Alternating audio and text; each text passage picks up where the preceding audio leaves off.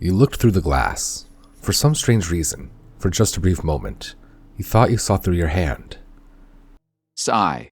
Okay, it's October. I think I'm ready to ask the question now. What does this mean?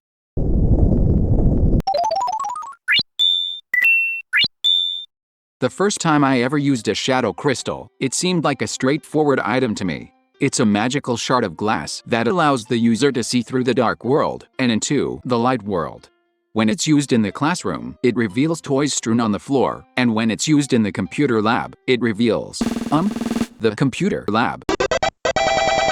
Now at first, I figured this was just your standard, run-of-the-mill, true-sight glass, because you hold it over your eye in the dark world and see the real world hiding behind the illusion. Easy, right? But if that's the case, then what in the heck is happening when we use it in the light world? Is this suggesting that Kris is a ghost? I mean, I guess I could see that, since there are a lot of little allusions to Kris being undead, including Susie referring to us as the school zombie, telling us that we were sleeping like a corpse. Just the simple fact that everyone around town seems weirdly used to Kris doing strange, inexplicable things, like owning a blood-stained birdcage and disappearing randomly.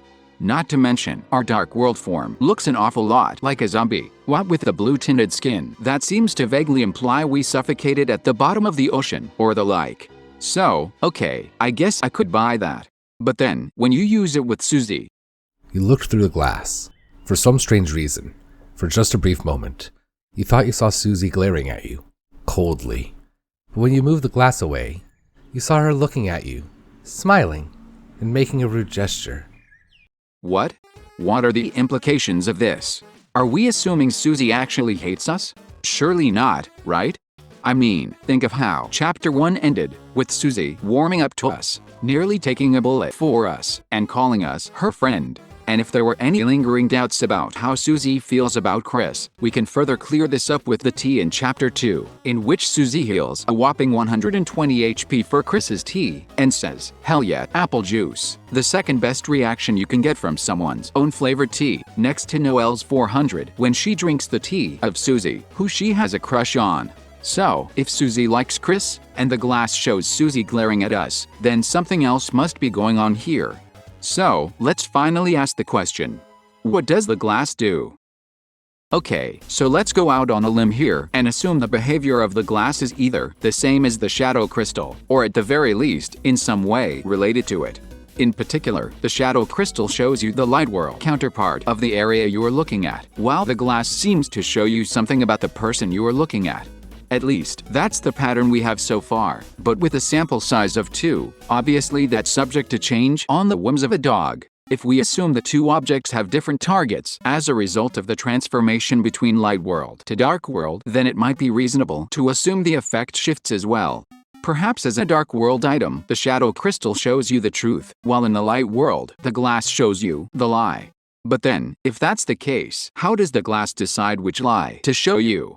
By that, I mean, I can say that the sky is blue, because that is the truth, but if I want to pick a color that the sky is not, I can pick nearly any color, right? I could say the sky is purple with yellow polka dots, or plaid, or a pastel rainbow. A lie need not be the literal opposite of the truth, right? Like, it's not like the only options here are blue or orange. So, how does the glass decide how it distorts what we are seeing? Is it based on the person holding the glass? Because I could imagine that Kris believes themselves to be functionally a ghost, because as previously mentioned, there are a lot of little allusions to this being the case, including the barren state of the room, the apparent sympathy for Spampton, who describes themselves as a puppet, and, you know, the fact that they have a tendency to rip their actual soul out of their chest. However, while I could buy that this is the glass showing Kris what they believe to be true about themselves, or perhaps a delusion or misconception they have about themselves, this theory gets a lot less convincing when you apply it to Susie. By this point in the game, Kris and Susie have been through multiple adventures together. They clearly both care about each other and have become close enough friends for Kris to invite her over to their home, something so rare that even Toriel comments on it in both chapters, like she can't believe that Kris has finally made a friend. So if Kris doesn't see Susie as a bully, then is this, perhaps, the glass reflecting what the person believes about themselves?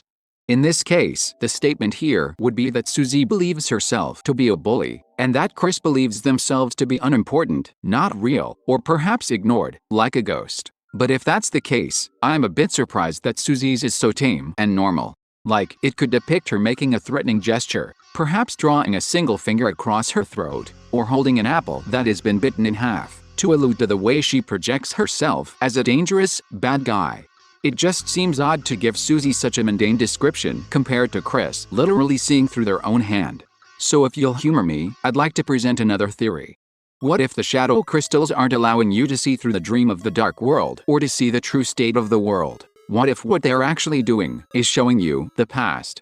The unused classroom was just a normal classroom, and now it's a dark world. So when you look through the shadow crystal, you see how it was before it was transformed. That is to say, you see the toys scattered across the floor.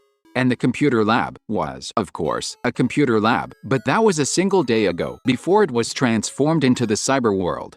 If the shard of glass follows the same rules, then suddenly, it makes sense why Susie is glaring at us. It's not showing what we think about Susie, nor what Susie thinks about herself, but how Susie was yesterday, before we visited the dark worlds and her opinion of Kris changed. But if that's the case, then that leaves us with two very important questions. Why doesn't it work in Castletown? And what happened to Kris before they visited the dark worlds? Did they even really exist at all?